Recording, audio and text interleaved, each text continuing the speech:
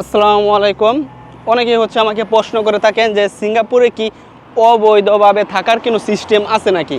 যেমন মালয়েশিয়া অবৈধভাবে থাকা যায়, সৌদি আরব অবৈধভাবে থাকা যায়, দুবাই অবৈধভাবে থাকা যায়।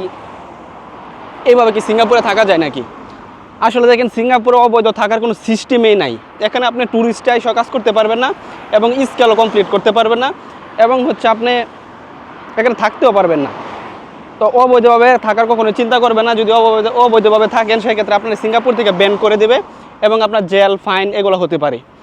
আর একবার যদি আপনারা ব্যান করে দেয়, সেক্ষেত্রে আপনি নেক্সট টাইম সিঙ্গাপুরে ঢুকতে পারবেন না। তো এইগুলো থেকে সবসময় দূরে থাকবেন।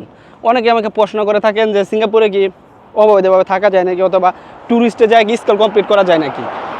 তা আসলে ট্যুরিস্টে এসে আপনি স্কেল কমপ্লিট করতে পারবেন না। আর কেন অবৈধ থাকার কোনো সিস্টেমই নেই। আপনি একদিন অবৈধভাবে থাকতে পারবেন না সিঙ্গাপুরে। তো রোদ্রের জন্য আমি টাকা দিয়ে পারতেছি না।